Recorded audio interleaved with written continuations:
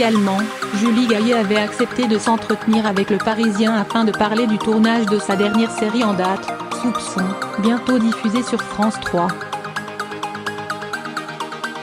Au cours de la discussion, la comédienne a cependant accepté d'évoquer la situation de son compagnon, François Hollande.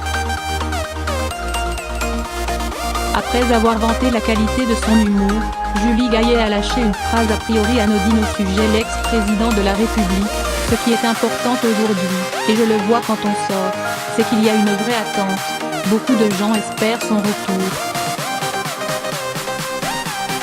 S'il aurait pu passer inaperçu, la phrase a pourtant fait bondir plus d'un journaliste et d'un internaute. Très vite, elle a été moquée en ligne. Peu de temps après, le magazine Le Point a décidé d'effectuer un sondage à son sujet. La question du Point à ses lecteurs est simple, pensez-vous comme Julie Gaillet que beaucoup de gens espèrent le retour de François Hollande? La réponse l'est tout autant, non à 89,4% et oui à seulement 10,6%. Un score sans appel. Le public ne semble donc pas si emballé que cela à l'idée de retrouver son ancien chef de l'État. Le projet d'un retour en politique à l'horizon 2022 pourrait donc être compromis pour François Hollande.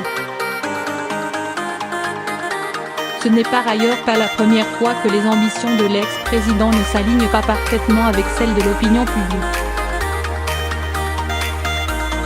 Sorti de l'Élysée avec une popularité comprise entre 15% et 22%, l'ancien premier secrétaire du Parti socialiste était alors le président le plus impopulaire de la Ve République.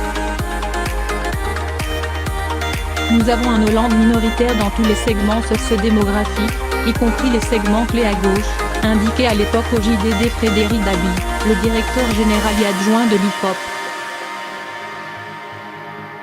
À la question de savoir s'il aurait pu battre Emmanuel Macron en briguant un second mandat durant l'élection de 2017, François Hollande répondait pourtant « J'aurais pu, mais je ne l'ai pas voulu ». Crédit photo, de Poily Xavier Andibizi Abaka.